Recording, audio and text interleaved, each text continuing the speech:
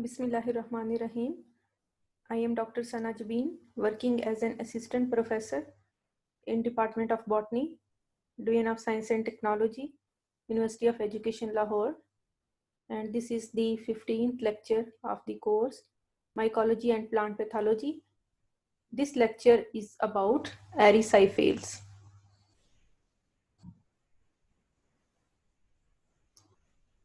Here in this slide, you can see the course outline, and the order Erysipelas lies under the phylum Ascomycota.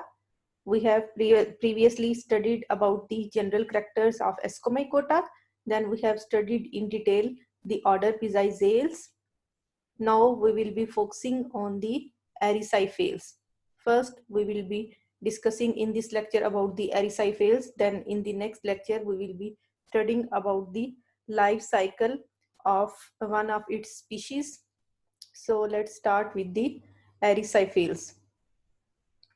The members in this order are commonly called the powdery mildews because they cause the disease known as the powdery mildew, and it appears in the form of a powdery mass which is formed by the presence of abundant conidia. Here in this picture, you can see the powdery mass over the surface of the leaf of different hosts. Here you can see the leaves are infected with the powdery mass, and these are also known as the ectotrophic parasites of the plant. Ectotrophic means they grow on the upper surface of the leaf and they get their nutrition from the epidermal cells, and they do not penetrate deep down inside their host. So they survive on the upper surface of the host, and they also infect the fruiting parts of the plants as well. Here you can see they also infect the grapes, and they also infect the fruit of apple plant.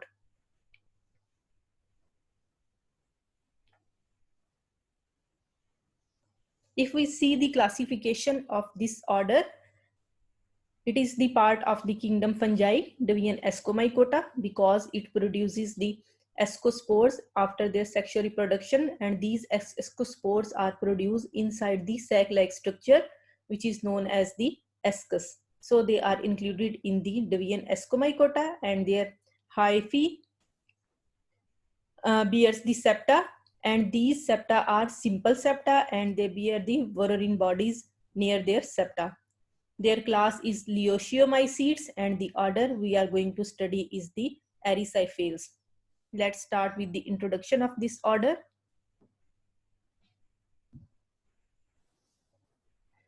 This order contains only one family, that is the Erysipecae. So the order Erysipelas bears the type family Erysipecae, and this is the only family in this order. And this family is represented by nearly 30 genera up till now, and there are more than 100 species according to Kirk et al. In 2008. But according to Webster and Weber 2007, there are about 500 species present in this order. These are the obligate biotrophic pathogens of the plants. Obligate biotrophic means they cannot survive without their host. They can only be grown on the host, but they cannot be grown in the petri plates as in the form of axenic cultures. So these are the obligate biotrophic parasites or pathogens. Pathogen means they infect their host up till their death also. So these are the pathogenic fungi, and some species has been grown successfully in the axenic culture, but most of these species are the obligate biotrophic parasites. These are also known as the ectotrophic parasites of the plants. Ectotrophic means they infect only outer surface of the plant and outer surface of the leaf of the plant, and they do not penetrate inside the deep down tissues of their host.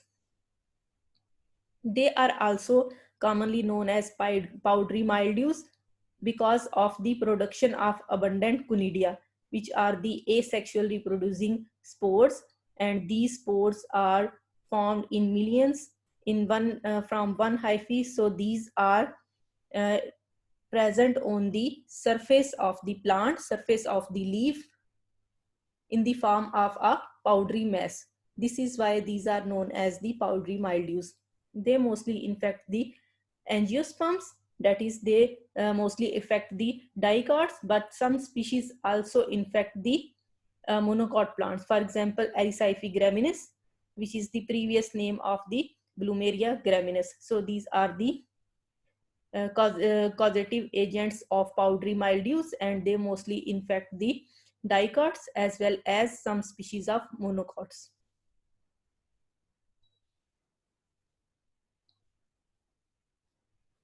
Here in this picture, you can see the infection of a member of Erysipelas, which is the Podosphaera leukotricha, and it causes apple mildew. Here you can see it infected the apple, and you can see the powdery mass here, and from where it get nutrition.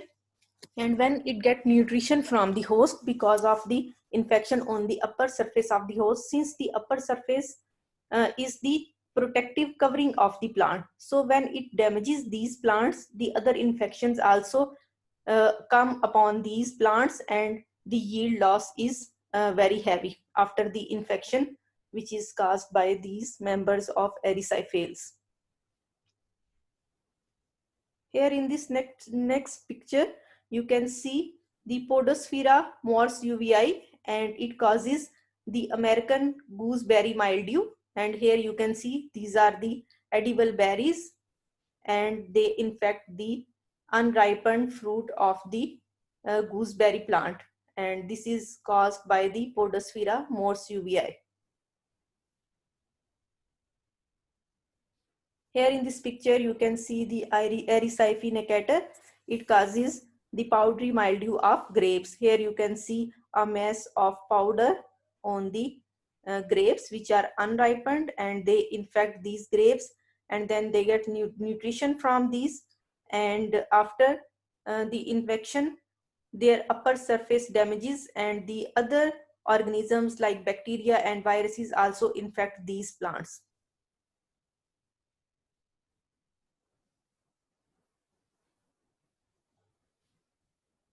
In this picture, you can see the infection caused by the same organism, that is the Erysipphe necator, which causes the powdery mildew of grapes, and it also infects the leaves of the grapes. Here you can see the patches of the powdery mildew on the leaf of the grape plant.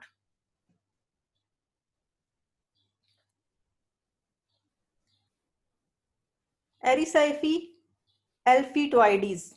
It infects the oak leaves. Since this is not very dangerous disease on the oaks, but still it causes some losses in the growth of the oak trees. So this is the infection caused by Erysipphe alphytoides on the oak trees.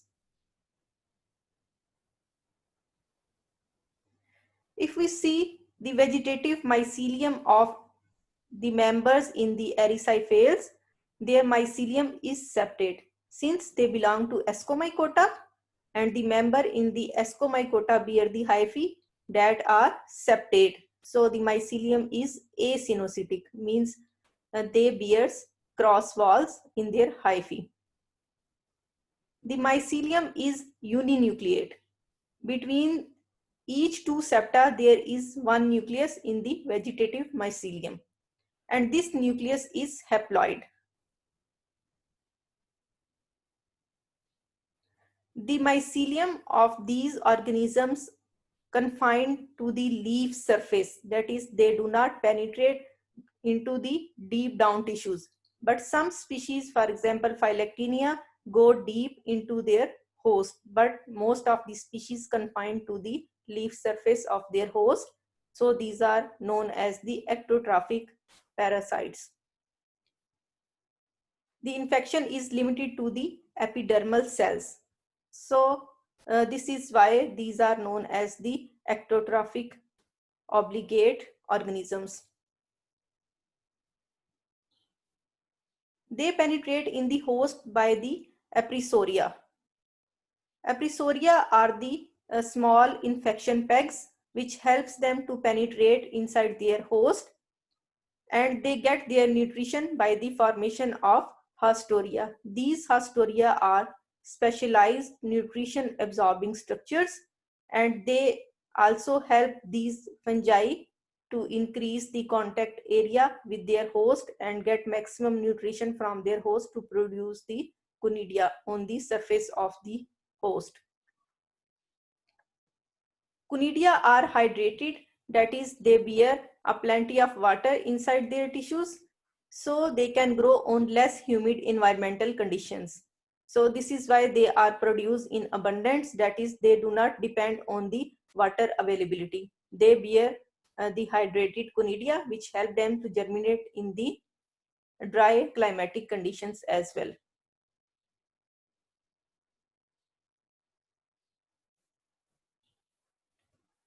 They produce clistothecial ascocarps. Clistothecial ascocarp means they produce enclosed fruiting bodies. Enclosed fruiting bodies means that they do not have any opening in their fruiting bodies. So these are the globular fruiting bodies without any opening, which are called the clistothecia. We have previously studied about the order Pizizales, and most of the members of the order Pizizales, for example, the Piziza, it produce the apothecial ascocarps, that is, the hymenium is exposed, but these produce the clistothecial ascocarps where hymenium is enclosed in the tough covering, which is known as the peridium. And these clistothecial ascocarps differs from the ascocarps of the Uroshiales. Uroshiales is the order in the class Plectomycetes, and it is represented by the genus Penicillium. You are already well aware about the Penicillium. You have studied the life cycle of the Penicillium in your previous course, that is the diversity of plants. And here you can see the clistothecia of the Penicillium, and here in this picture you can see the clistothecia of the Erysipelas, for example, clistothecia of the Erysipe, and here you can see the SI. The SI are present in a row, and this row is originated from the base of the clistothecia, while in the clistothecia of the Penicillium, you can see here the SI are scattered in the mycelium, in the inner mycelium of this clistothecia. So the Plectomycetes bear the rounded, here you can see these are the rounded SI that bears the ascospores, but here in this picture you can see the SI are club shaped and lies at the bottom of the ascocarp instead of scattered throughout the inner mycelium. So this is the difference between the clistothecia of the Uroshiales and the clistothecia of the Erysipelas. So you have to remember these points. Now let's talk about the genus Erysipe, which is the type genus of the order Erysipelas, family Erysipeaceae. This is the largest genus in the Erysipe, containing more than 50% of all the species of the family. 450 of the 873 species, including anamorphic Pseudodoidium species, that is, this is the anamorphic stage of the Erysipe, which is termed as the Pseudodoidium, and these species do not show the sexual reproduction. So these are the anamorphic stages, and about 50% of the members of the Erysipe do not exhibit sexual reproduction. So these are the anamorphic stages of the Erysipe. So these on the morphological basis you can see say that these two are the same genera with two different names, and this is the anamorphic form and this is the teleomorphic form. Teleomorphic means they exhibit the sexual reproduction, and when they do not show the sexual reproduction or the sexual reproduction in unknown, they are named as the Pseudodoidium. But on recent studies on the basis of their DNA data, these two are the same genera, that is the Ericyphe. The members in the genus Ericyphe are ectophytic parasites. Ectophytic means they infect the plants and they infect the outer surface of the plant, and they cause the disease known as the powdery mildews because of the production of large number of conidia on the surface of their host. Some common species of this genus include the Ericyphe betae, and here you can see the author citation of this species. This species infect the sugar beet plant, and here you can see the infection on the leaves of the sugar beet, and this leaf is covered with the powdery mass of the conidia which are produced by Ericyphe betae.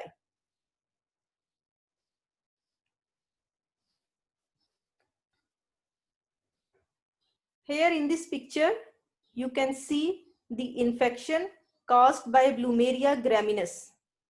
Bloomeria graminis is the actual or the current name of the Ericyphe graminis, which is now the synonym, and this is the infection caused on the monocot host, so it also infects the cereals. Bloomeria graminis, also commonly known as the barley powdery mildew or corn mildew, because it also infects the barley plant as well as the corn. It causes powdery mildews on grasses as well, including the cereal crops, for example, the wheat, on which basis its name is given as the Bloomeria graminis. It is the only species in the genus Bloomeria. It also been called as the Ericyphe graminis, as I told you, and also bear the anamorphic stages, for example, the Oidium treatisi. So the anamorphic stage of this genus, that is the Bloomeria, is termed as the Oidium treatisi, which shows the asexual reproduction only, but do not exhibit the sexual reproduction.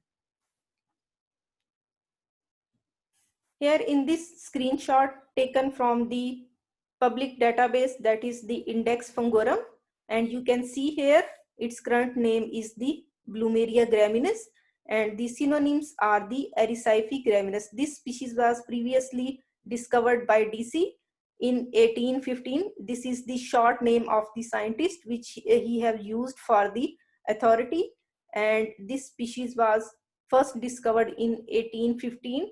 Later on, another scientist worked on this species and edited the name as the Bloomeria graminis, and for giving the credit to the previous scientist, the name is written here in the parenthesis.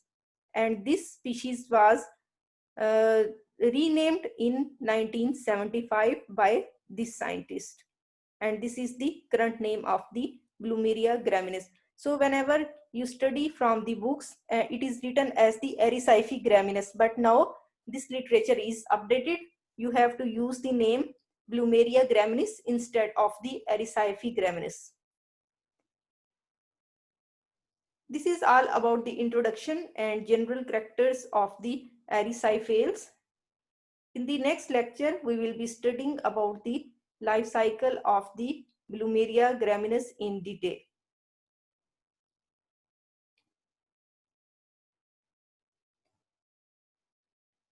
These are the sources from where this data was generated, and you can study from the book, that is from the Lexopolus, the Introductory Mycology and Introduction to Fungi by Webster and Weber, as well as you have to study from Botany for degree students, and the book name is Fungi, and you can also visit this link for some details about this lecture. Thank you.